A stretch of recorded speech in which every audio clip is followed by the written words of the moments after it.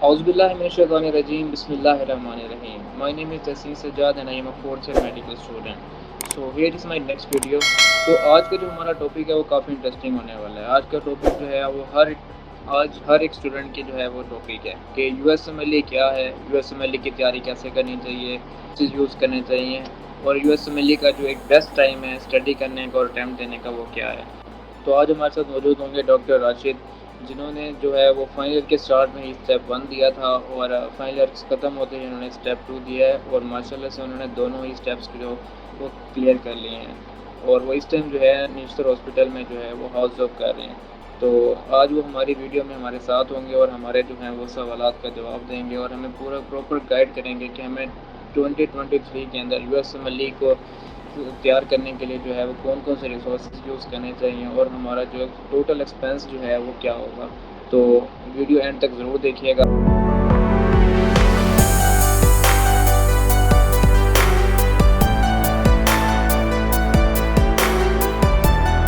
السلام علیکم.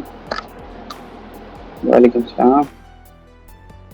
کیسے ہیں راشد بھائی آپ؟ تھینک یو راشد بھائی, آپ کا آپ نے ہمیں ٹائم دیا اور اپنے قیمتی وقت سے ہمیں اپنی گائیڈ لائنس دینے کے لیے یہاں پہ ہیں.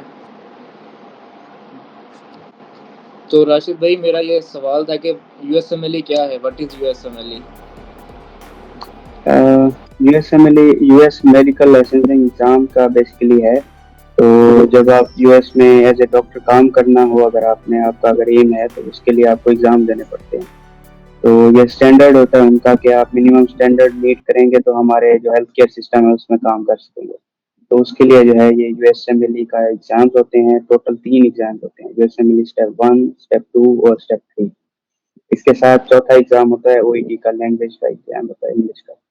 تو اس کے بعد جو ہے آپ, تاکہ یہ بیسیکلی ہوتا ہے اس لیے نا کہ آپ سرٹیفائڈ ہو جاتے ہو, اور لائسنس جس طرح ہمارا پاکستان میں ہوتا ہے کہ ہم کام کر سکیں, اس طرح وہاں پہ لائسنس کے لیے یہ ایگزام ہوتا ہے. تو راشد بھائی جو اس کا ایلیجیبلٹی کرائٹیریا وہ کیا ہے کہ کون اس جو کا ہے وہ ایلیجیبلٹی کرائٹیریا بیسیکلی یہ ہے کہ you should be medical student in any medical college of any university, medical university یا میڈیکل کالج. ٹھیک ہے. دوسرا یہ ہے کہ وہ جو میڈیکل کالج ہے آپ کا وہ ورلڈ میڈیکل یونیورسٹی ڈکشنری ایک ہوتی ہے ان کی, یو ایس والوں نے اپنا ایک سسٹم بنایا جس میں انہوں نے جو بھی پوری دنیا میں میڈیکل کالجز ہیں, یونیورسٹیز ہیں, وہ اس لسٹ میں وہ شامل کرتے ہیں اس کو. تو وہ جو ڈکشنری ہے اس کے اندر اگر آپ کا کالج ہے تو آپ ایلیجیبل ہیں, even if you are a student تو آپ ایگزام دینے کے لیے ایلیجیبل ہیں. باقی یہ ہے کہ اگر آپ گریجویٹ ہیں پھر بھی آپ ایلیجیبل ہیں. جو ایک ریکوائرمنٹ ہے وہ یہ ہونی چاہیے کہ آپ کا میڈیکل کالج جو ہے وہ ورلڈ میڈیکل اسکول ڈکشنری جو ہے نا اس کے اندر نام اس کا ہونا چاہیے. اگر نہیں بھی ہوتا, آپ کا کالج نیا بنا ہے یا ابھی نہیں ہے, تو اس کے لیے بھی الگ سے ایک پروسیجر ہے, وہ آپ فالو کر کے پھر بھی ایگزام دے سکتے ہیں. تو اونلی ریکوائرمنٹ یہ ہے کہ آپ یا تو میڈیکل اسٹوڈنٹ ہوں یا میڈیکل گریجویٹ ہوں. تو راشد بھائی آپ اپنا ایکسپیرینس بتائیں گے کہ آپ نے U S M L E جو اسٹیپ 1 ہے وہ آپ نے اس کی تیاری کب سٹارٹ کی تھی اور اس کا اٹیمپٹ آپ نے کب دیا تھا؟ U S M L step 1 کا تو مائنڈ جیسے فرسٹ ایئر سے مائنڈ میں آ جاتا ہے. ٹھیک ہے, جیسے ٹیپیکلی مائنڈ میں آتا ہے, بندہ کہتا ہے کہ بس جسٹ انٹری ٹیسٹ کیا ہے تو جو ہے نا آگے بھی ایگزام جو ہے وہ کچھ بھی نہیں ہے ہمارے لیے. تو مائنڈ تو شروع سے ہی تھا, لیکن یہ ہے کہ پھر بعد میں ایسا ایسا جو جذبہ تھا وہ کم ہوتا گیا. تھرڈ ایئر میں, تقریباً تھرڈ ایئر کے درمیان میں ہمارے سینئرز ہیں جو یو ایس میں ہوتے ہیں, انہوں نے ایک سیمینار کیا تھا. تو اس سے پھر بوسٹ اپ ملا تھا کہ جو ہے نا ہمیں تیاری کرنی چاہیے. انہوں نے جو ان کا سیمینار تھا ان کا ایک ہی جو اسٹریس تھا ایک بات پہ کہ اسٹوڈنٹ لائف میں ایگزام کرنے چاہیے. تو اسی لیے ہم نے جو ہے نا تیاری اس کی اسٹوڈنٹ لائف میں ہی شروع کر دی. میں تھا اور میرے ساتھ ایک میرا دوست تھا, تو ہم دونوں نے جو ہے نا تیاری شروع, یعنی کہ اس کے بارے میں سوچنا ہم نے شروع کر دیا.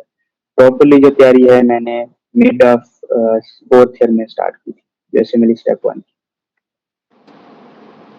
تو آپ کے خیال سے جو ڈیڈیکیٹڈ ٹائم ہے کہ ہم نے جب تیاری سٹارٹ کرنی چاہیے وہ کون سا ایک ہمارا ایئر ہے, first year, second year, third year, کہ جس میں ہم نے یہ جو تیاری ہے وہ سٹارٹ کر دینی چاہیے؟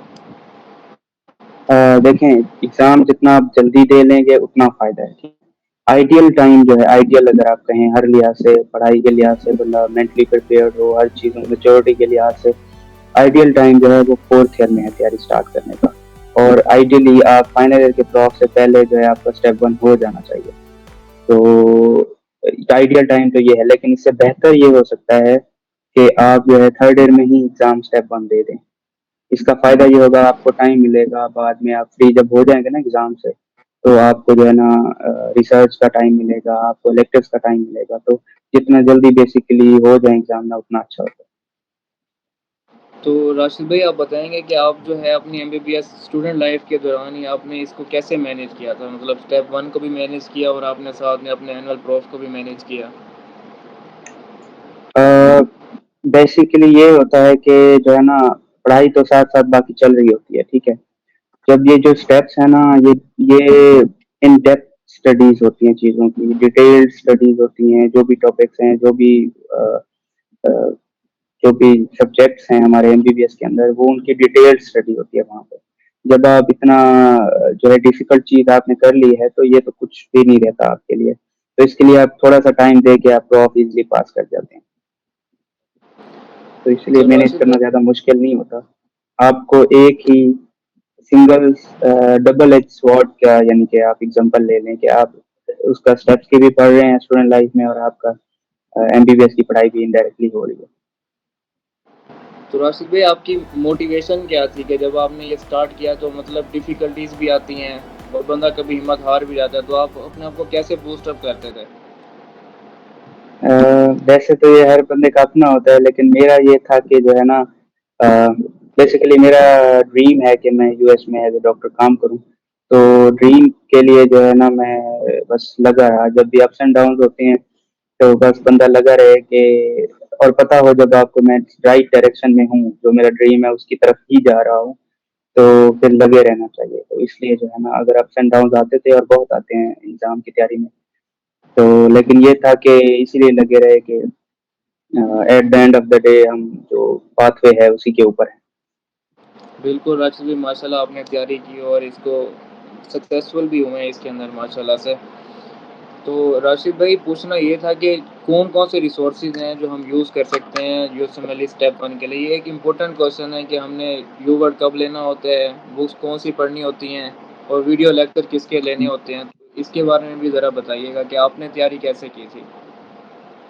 ہاں دیکھو, میں آپ کو اوور ویو دے دیتا ہوں اسٹیپ 1 کے لیے. اوور ویو ایسے ہے, دیکھو 1st ایئر 2nd ایئر میں جو ہے نا, اگر آپ نے 4th ایئر میں, جس طرح میں نے کہا کہ آئیڈیل ٹائم 4th ایئر ہے, تو اس میں اگر آپ نے کرنا ہے تو آپ کی ٹائم لائن اس طرح ہو کہ آپ جب 1st ایئر 2nd ایئر پڑھ رہے ہیں اور آپ کا مائنڈ بن گیا کہ میں نے USMLE کرنا ہے, آپ نے فیصلہ لے لیا, آپ نے فیملی سے بات کر لی, سارا وہ چیزیں ہو گئی, اب آپ نے ڈیسائیڈ کر لیا کہ کرنا ہے, تو آپ کیا کریں کہ آپ اٹیچ رہیں, اپنی جو اسٹڈیز ہے نا ان کو اچھے سے کریں. 1st year 2nd year 3rd year کے موسٹلی سبجیکٹ جو ہے USMLE میں ہوتے ہیں ایز اے میجر سبجیکٹ, تو آپ ان کو اچھے سے کریں, اور کوشش کریں کہ USMLE سے ریلیٹڈ جو ریسورسز اور بکس ہیں نا وہ کریں. تو اس طرح ڈبل فائدہ ہوگا, آپ کے پراف میں بھی آپ کی اچھی تیاری ہو جائے گی, اور آپ جو ہے آہستہ آہستہ آپ اپنے جو ہے اسٹریم لائن کر رہے ہیں اپنے پاس کو. تو اس طرح سے آپ لگے رہیں گے. جب آئے گا 4th ایئر, آپ کا 4th ایئر میں کیا کرنا ہے آپ نے, جو مین ریسورسز ہیں, اب آپ نے سوللی جو ہے USMLE کی تیاری کرنی ہے, تو اس میں آپ پھر یوورڈ لے لیں گے, ساتھ جو ہے فرسٹ ایڈ بھی پڑھیں گے. تو یہ آپ کا جو ہے نا ڈیڈیکیٹڈ پیریڈ شروع ہو جائے گا.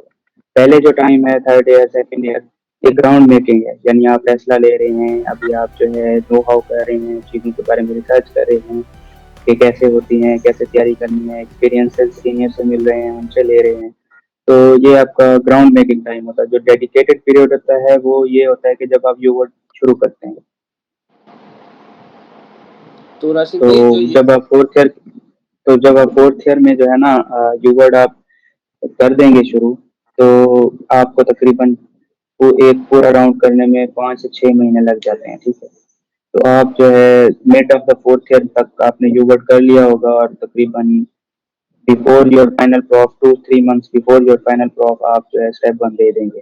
تو یہ آپ کی ٹائم لائن بن جائے گی. اور ریسورسز بیسیکلی جو ہے نا کم سے کم رکھنے ہیں. اس کے لیے ایک نیمونیک ہم یوز کرتے ہیں USMLE والے, اور نیمونیک ہوتا ہے UFAP, یوورڈ فرسٹ ایڈ اور پیتھوما. یہ 3 چیزیں ہیں جو مین ہیں.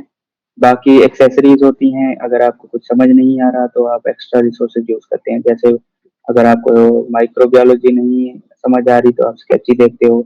اگر آپ کو ہسٹالوجی سمجھ نہیں آ رہی تو آپ یوٹیوب چینلس پہ جا کے سمجھتے ہو. آپ کو کوئی بایو اسٹیٹس نہیں آ رہی تو یوٹیوب پہ دیکھتے ہو. تو بیسیکلی منیمم ریسورسز یہ ہیں تین: کیورڈ، فرسٹ ایڈ اور پیتھوما.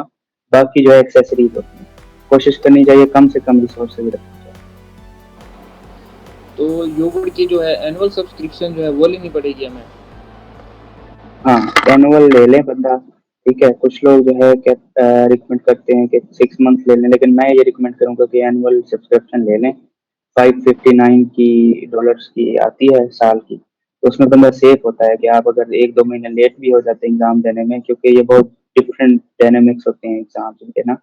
کبھی آپ کے پرسنل ایشوز آ جاتے ہیں، کبھی آپ کے جو ہے نا ایگزامز آ جاتے ہیں، پراپ درمیان میں آ جاتا ہے. تو you should be safe on that side کہ آپ جو مین ریسورس یوز کر رہے ہیں وہ آپ کا ایٹ لیسٹ اویلیبل ہونا چاہیے ہر ٹائم. بالکل.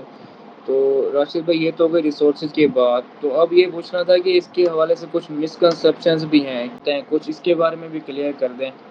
یہ ایک مسکنسیپشن تو آئی تھنک یہ ہوتی ہے کہ ڈر ہوتا ہے، پاس ہوتا ہے نہیں ہوتا ہے. کوئی مسکنسیپشن ہے آئی تھنک کہ ہر بندہ کر سکتا ہے ایگزام، ٹوٹلی ڈویبل ہے. جو بھی میڈیکل اسٹوڈنٹس ہیں سارے کے سارے کر سکتے ہیں. صرف یہ ہوتا ہے کہ سیلف ڈاؤٹ ہمیشہ رہتا ہے بندے کو. باقی یہی تھا کہ اس کے نقصانات کیا ہیں؟ نقصانات تو تو نہیں ہو جاتا کہ اگر ہم نہیں ہے. سسٹم نہیں دیکھیں، اگر آپ ایگزام کی تیاری کر رہے ہیں نا اور آپ چیزوں کو ان ڈیپتھ پڑھنا چاہ رہے ہیں، اور اگر پڑھ لیتے ہیں تو اس کا میرے خیال میں ایز اے پروفیشنل آپ کو نقصان تو نہیں ہوگا کبھی. ہاں فائنینشلی تھوڑا برڈن ہے آپ کے اوپر، اور وقتی طور پہ فیل ہوگا کہ مے بی یہ لاس ہو جائے، but in the long term this never a losing game. آپ جو پڑھ رہے ہیں آپ کو کبھی نہ کبھی تو کام آئے گا نا. چیزوں کو اگر سمجھ رہے ہیں تو محنت ضائع تو نہیں ہوتی. ہاں فائدے، اچھا چلو یہ نقصان ہو گیا کہ فائنینس والا. باقی فائدے تو بہت سارے ہیں. دیکھتے جائیں، آپ کی پڑھائی ساتھ ہو رہی ہے، آپ کو ایک گول مل جاتا ہے اسٹوڈنٹ لائف میں. آپ فری نہیں ہوتے، آپ کو ورنہ یوز لیس فیل ہوتا ہے کہ میں کر کیا رہا ہوں لائف میں. میڈیکل اسٹوڈنٹ میں بہت کامن ہوتا ہے کہ وہ جو ہے نا اس میں چلے جاتے ہیں کہ کچھ بھی نہیں ہو رہا لائف میں. جب آپ اسٹیپس کی تیاری کر رہے ہیں، آپ کو پتا ہے کہ میں اس ڈائریکشن کے اندر ہوں اور میں لگا ہوا ہوں، کچھ نہ کچھ تو ہو جائے گا نا. آؤٹ کم کچھ نہ کچھ تو آئے گا. تو میرا ایک یہ کوشچن تھا کہ جب ہم اسٹڈی پیریڈ کے اندر ہم ایک ڈیوریشن میں پڑھ رہے ہوتے ہیں، اسٹارٹ کر رہے ہوتے ہیں، تو ہمیں کون کون سی جو ہیں وہ ڈیفیکلٹیز پیش آتی ہیں؟ آپ کے نزدیک کون کون سی ایسی ڈیفیکلٹیز ہیں جب ہم یہ اسٹیپ کی تیاری اسٹارٹ کرتے ہیں؟ سب سے پہلی ڈیفیکلٹی جو ہوتی ہے نا ڈیورنگ اسٹیپس کی تیاری، وہ ہوتی ہے فائنینس. ٹھیک ہے، مطلب میں جس بیک گراؤنڈ سے ہوں، میرے لیے تو سب سے بڑا پرابلم جو ہے فائنینس تھا، نمبر 1. نمبر 2 جو ہے میرے لیے تھا سیلف ڈاؤٹ. سیلف ڈاؤٹ میں یہ ہوتا ہے کہ بندہ کہتا ہے کہ جو ہے نا مجھ سے نہیں ہوگا، I am not worth for it, اور یہ کوئی ایسی چیز ہے جس کو ٹاپرز کریں گے اور ہم تو بالکل اس طرح کے نہیں ہیں. تو یہ والی ڈیفیکلٹیز ہوتی ہیں. تیسرا جو آپ نے کہا کہ اپنے فیلوز کو بھی فیس کرنا ہے، یہ ہے وہ ہے، یہ والا انوائرمنٹ آئی تھنک ہر جگہ پہ ہے، انلیس کہ مے بی کے ای یا علامہ اقبال میں نہ ہو، کیونکہ وہاں پہ ہر دوسرا بچہ کر رہا ہوتا ہے یہ اسمبلی. تو مے بی وہاں پہ نہ ہو، لیکن آئی تھنک کہ باقی سارے میڈیکل کالجز نہیں ہوتا ہے. بندے کو چھپ چھپ کے کرنا پڑتا ہے اور کسی کو بتانا نہیں ہوتا کہ میں یہ اسمبلی کر رہا ہوں.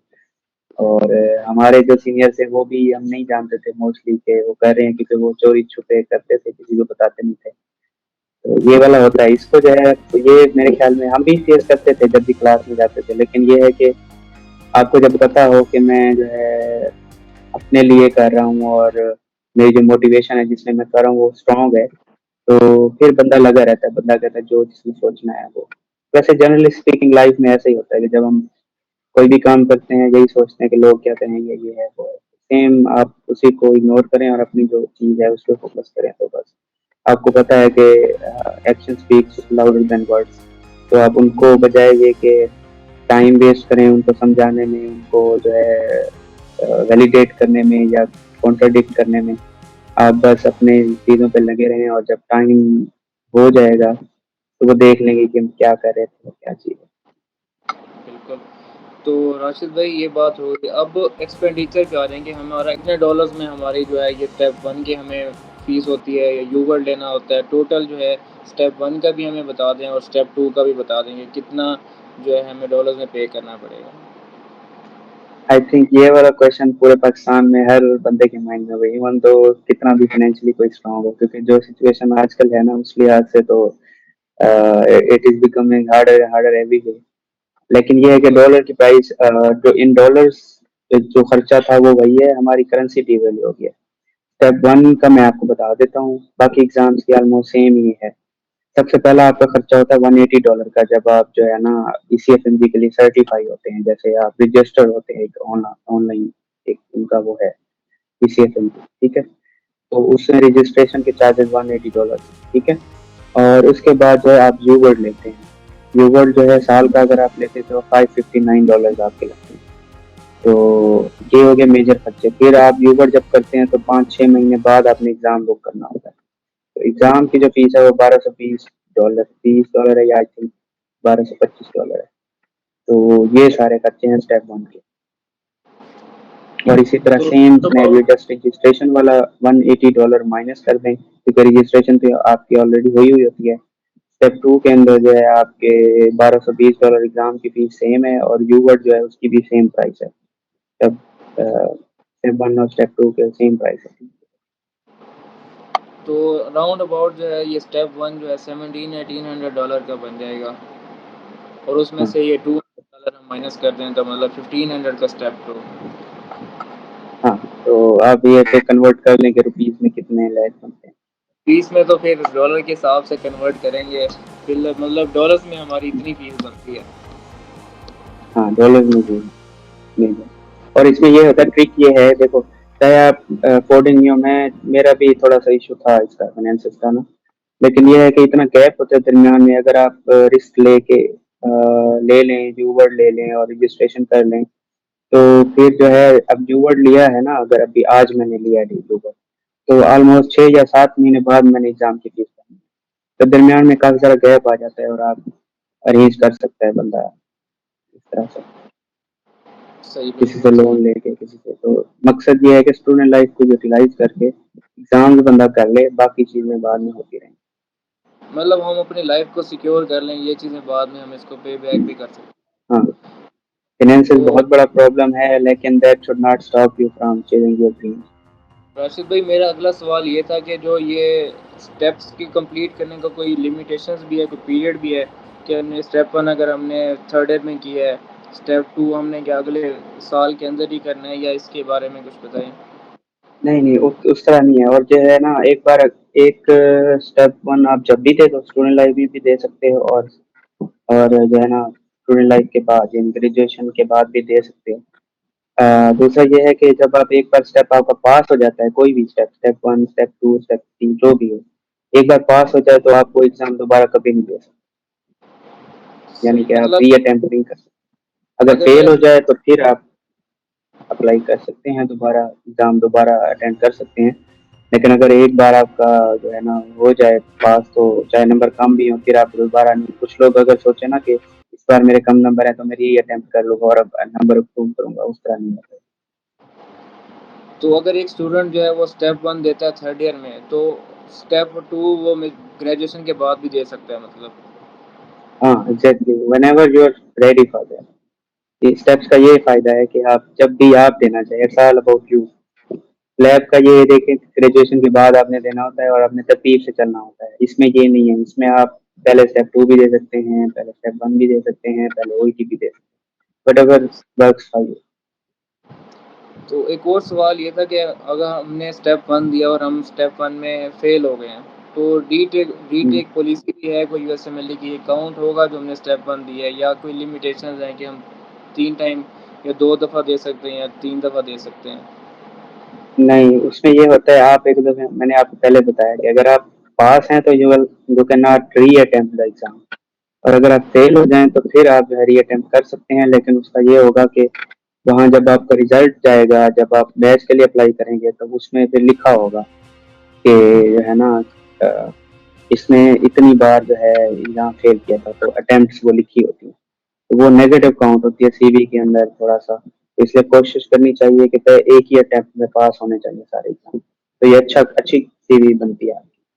सिर्फ सीवी पे इफेक्ट होगा, वरना वो आप अटेम्प्ट कर सकते हैं, कोई उसमें वो नहीं है। तो राशिद भाई, आपने बात की मैचिंग की, تو اتنے ڈالر لگانے کے بعد اگر ہماری میچنگ جو ہے وہ نہ ہو تو پھر اس کے بارے میں آپ کیا کہیں گے؟ بیسیکلی میں میتھ پروسیس سے نہیں گزرا تو آئی کی ناٹ سے دیٹ سرٹنلی کہ how it is and how things go. But یہ ہے کہ I am a optimistic person اور آئی بلیو کہ اگر آپ رائٹ ڈائریکشن میں ہے اف یو تھنک کہ کوئی چیز ورتھ اٹ ہے تو بس اس پہ اپنی طرف سے 100% دے دینا چاہیے. اور اگر ہو گیا تو ویل اینڈ گڈ, کنگریچولیشن, آپ اپنے گول تک پہنچ گئے. اور اگر نہیں پہنچیں گے, آپ اتنے سارے ڈالرز جو ہیں آپ کو لگ رہے ہیں ویسٹ جا رہے ہیں, ویسٹ نہیں جا رہے, آپ کو ایک چیز ملے گی بعد میں, وہ ہوگی سیٹسفیکشن کہ میں نے جو ہے ٹرائی کیا تھا, جو میرا خواب تھا. بٹ یہ ہے کہ due to any reason, due to finances, due to family problem, due to any reason, اگر وہ نہیں اچیو ہوتا تو at least you have this think about کہ آج سے 10-15 سال بعد آپ یہاں پاکستان میں رہ رہے ہیں اور آپ نے فل ٹائم کوشش کی ہے, آپ نے پڑھا, اسٹیپ 1 اسٹیپ 2 کیا, اور آپ نے اپلائی بھی کیا, لیکن کسی بھی وجہ سے آپ نہیں جا سکے. تو جب آپ 15-20 سال بعد پاکستان میں پریکٹس کر رہے ہوں گے تو آپ کے پاس یہ تو ہوگا کہ میں نے کوشش کی تھی. ایک اور بندہ ہو سیم سینیریو میں جس نے یہ کوشش نہیں کی, اس نے یہی سوچا کہ میرے پیسے لگ جائیں گے اور میں جا نہ سکوں ڈیو ٹو اینی ریزن, تو وہ تو ساری زندگی پچھتاتا رہے گا, کاش میں ٹرائی کر لیتا. اللہ پاک پہ بلیو کرے, ہو جاتی ہے, سب کچھ ہو ہم جاتا دعا کریں گے کہ آپ کی میچنگ بھی جو ہے وہ آپ کے گول کے مطابق ہو.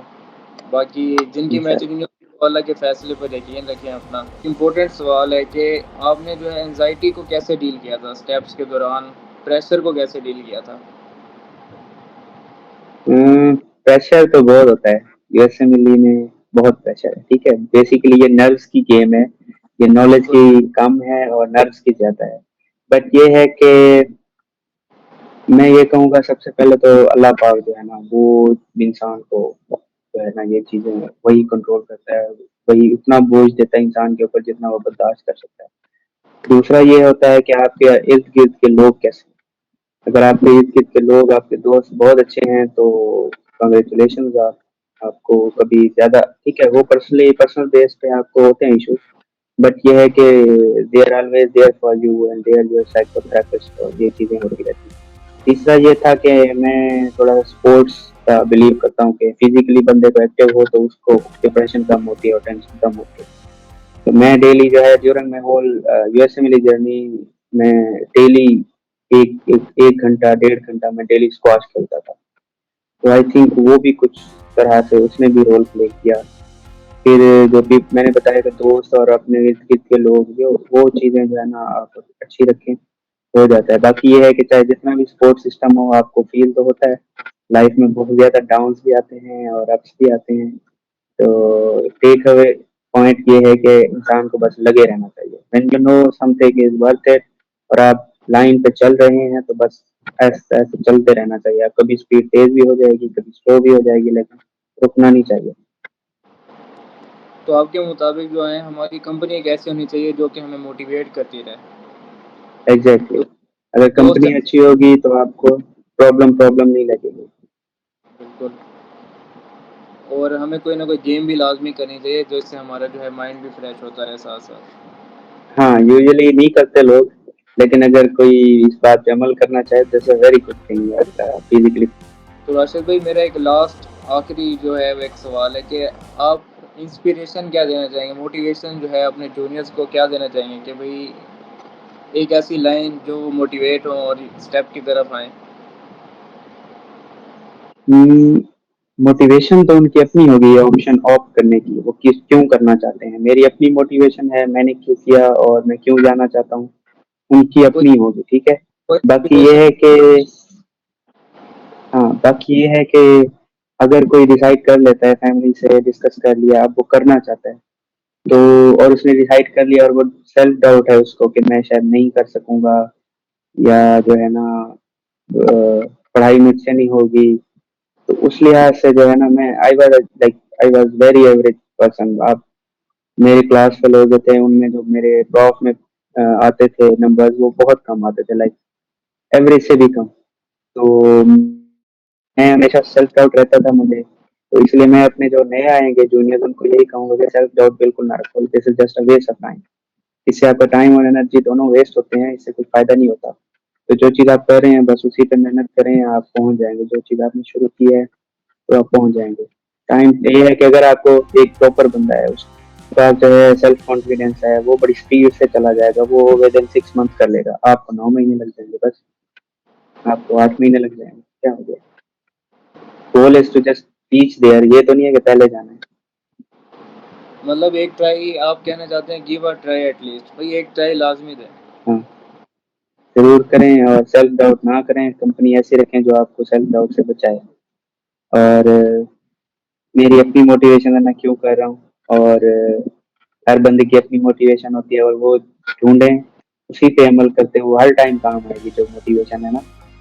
تو راشد بھائی کچھ اور کہنا چاہیں گے کہ بھائی اپنے جونیئرس کے لیے, یا جو اسٹیپ کرنا چاہتے ہیں ان کے لیے کچھ اور کہنا, کوئی چیز مس ہو گئی ہو؟ آخری یہ ہے, چیز ساری کور ہو گئی. آخری یہ ہے کہ جو ہے نا, آپ اسٹوڈنٹ لائف میں یہ ایگزامس کر لیں گے ایسے مل کے. ٹھیک ہے, آگے بہت ساری پرابلمس ہوتی ہیں. اس جب میں نے ابھی اسٹارٹ کیا تو I am seeing different way.